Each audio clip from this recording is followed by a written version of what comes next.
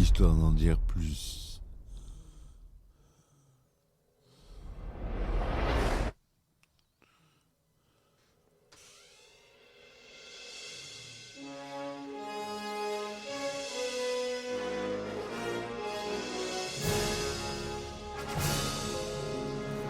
Eh ben attendez, on est en France. Allez, cul sec. Hop.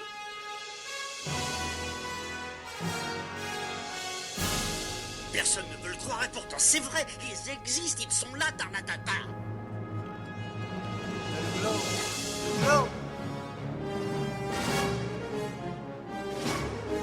Il faut qu'on pète.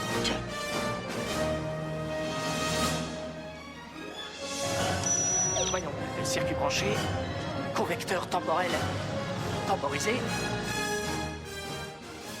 Bonjour, bienvenue sur Histoire d'en dire plus. Aujourd'hui, on parle de épisode bonus, les anecdotes de tournage de Retour vers le futur. Allez, c'est parti mon kiki.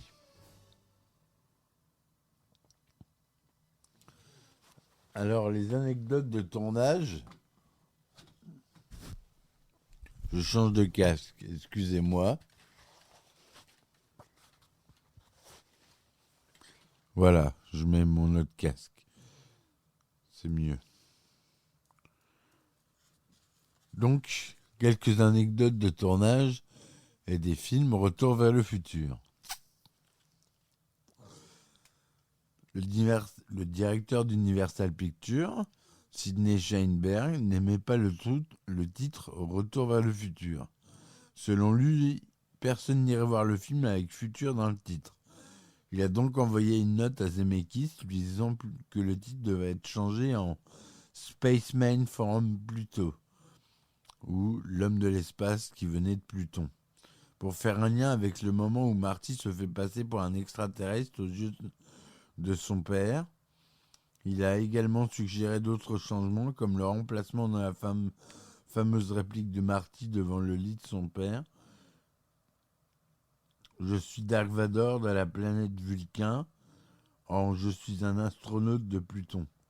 Sheinberg a finalement laissé tomber ses propositions jugées absurdes par Zemeckis et Gale, grâce à une note en réponse de la part de Martin du malin Steven Spielberg lui-même, qui le remerciait d'avoir envoyé une merveilleuse blague. Et que tout le monde avait bien rigolé.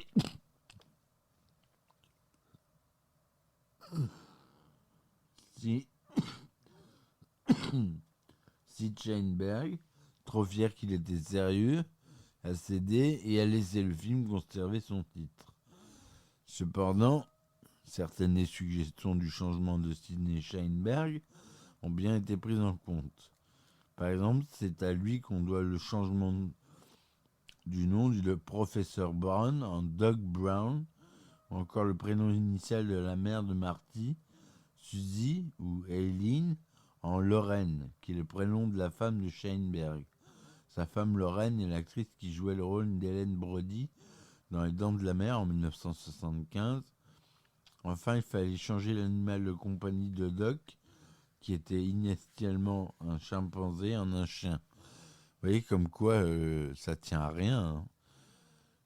Il suffit d'un producteur pour que tout change et qu'ils se disent ben non, ça va pas, ça on change, ça on change, ça on change. C'est assez... c'est dramatique. Les célèbres affiches des 3 films, avec l'idée géniale d'ajouter un personnage regardant sa montre à chaque épisode, ont été réalisées par le chouchou de Spielberg et George Lucas, l'artiste Drew Struzan, qui a réalisé plus de 150 affiches cultes, comme celles des Goonies, Indiana Jones, E.T., Star Wars, Hooks ou encore Jurassic Park. Ni plus ni moins. Donc,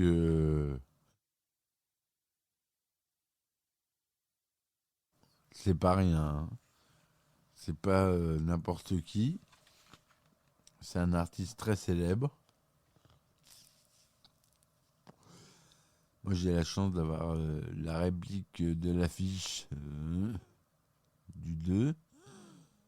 avec l'autographe de Michael J. Fox et Christopher Lloyd, les acteurs qui jouent Marty et Doc Brown,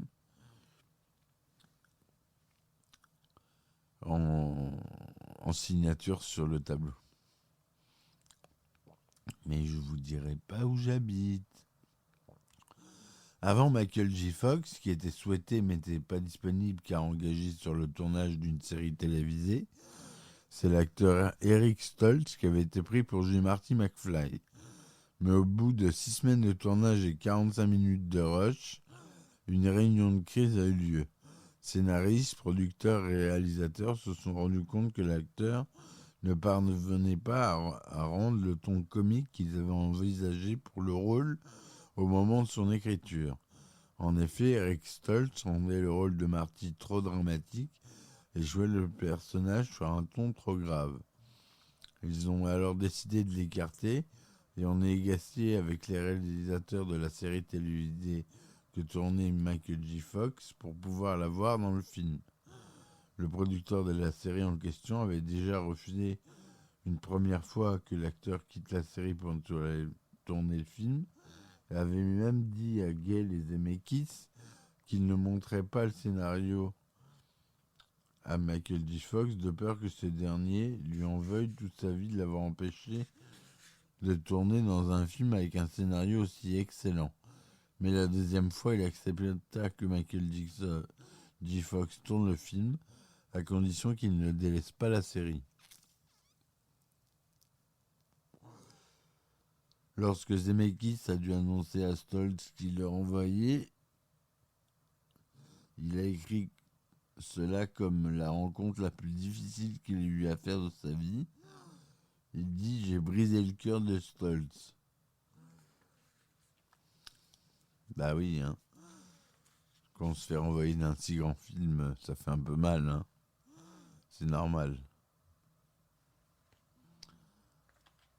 Michael J. Fox a gardé son engagement sur la série télé Sacrée Famille et élaboré un emploi du temps draconien pour tourner sur les 2 projets en même temps. Dès qu'il avait terminé la série en fin d'après-midi, il se rendait sur le lieu de tournage de Retour vers le futur. Il dormait en moyenne 5 heures par jour. La majeure partie du temps de la production était filmée de 18h30 à 2h30 du matin. Les scènes en lumière de jour étant filmées le week-end.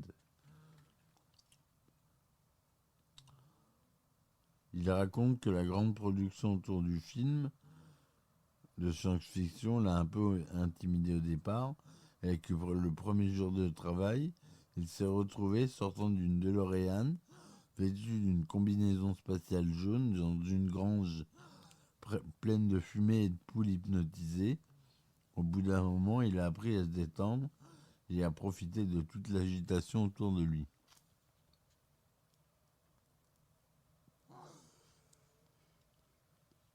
Là, je cite un livre de Chris Poney qui est disponible à la vente.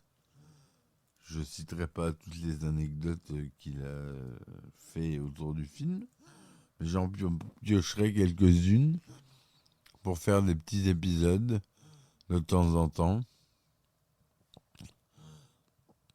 J'attends son accord. Et voilà, donc je m'arrête là pour les anecdotes de Retour vers le futur. Moi, je peux vous parler des effets spéciaux qui ont été réalisés optiquement, c'est-à-dire avec des truqueuses optiques et non pas des truqueuses digitales. L'époque de l'informatique en 1985 n'était pas là encore. On en était au balbutiement de l'informatique.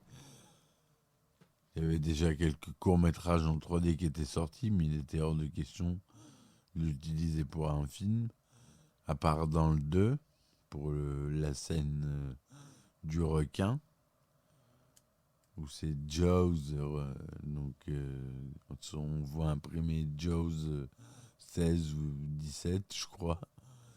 Et en fait, Joe, c'est Les Dents de la Mer, numéro 17. Ils savaient déjà qu'ils allaient en faire plusieurs. Je sais pas, je crois qu'il y en a eu 5 des Dents de la Mer. Et le requin est en 3D, c'est un hologramme en 3D qui est fait avec très peu de polygones. Même aujourd'hui, ça serait rendu en temps réel sans aucun souci. Alors qu'à ce moment-là, il a fallu des temps de calcul assez impressionnants. Parce que l'informatique a fait un bond en 20 ans de totalement extraordinaire. Depuis 1985, notre téléphone portable est plus puissant qu'un ordinateur qui faisait la taille d'une pièce entière. Et ça, on ne le sait pas vraiment. Et pourtant, c'est vraiment le cas. Une pièce entière remplissait... Maintenant, ça tient dans votre poche. Un Samsung, moi j'ai un S21, c'est capable de faire du ray tracing. Moi à l'époque, quand je faisais du ray tracing, c'était avec un ordinateur à 66 MHz. Là, mon téléphone, il a 2 GHz de vitesse. C'est un multiprocesseur, c'est complètement fou. Même ça, je l'ai eu, les multiprocesseurs, ça arrivait avec les Pentium. Et donc, c'est pas arrivé avant 1998, 99, dans les années 2000. Le multitâche, le multiprocessing. Enfin, c'est fou, quoi. Et maintenant, les effets spéciaux, c'est devenu normal. Il n'y a plus aucun challenge, c'est devenu plus que normal. Donc, pourquoi se laisser embêter par ça? Voilà. Bon, j'espère que cet épisode vous aura plu. Ça diffère un peu des épisodes de d'habitude. Si vous l'écoutez, c'est que vous êtes abonné normalement. Ou alors c'est que j'ai décidé que l'épisode bonus serait diffusé en toute légalité sur le web. Tout dépend de l'accord de Chris Poney ou pas. Voilà. Je vous dis merci. Soutenez-moi sur Ulule, Tipeee, Patreon. Normalement, sur Patreon, je mets les épisodes bonus comme celui-ci. Donc, je vous dis merci de me supporter. Et à très vite sur Histoire d'en dire plus. Histoire d'en dire plus.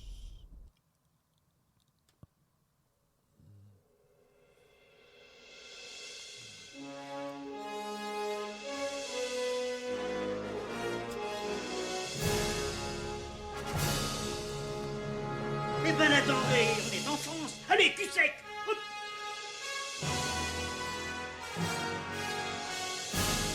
Personne ne veut le croire et pourtant c'est vrai, ils existent, ils sont là, Tarnatata.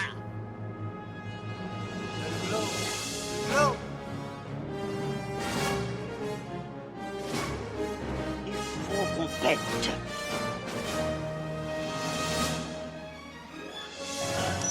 Voyons, circuit branché, correcteur temporel temporisé,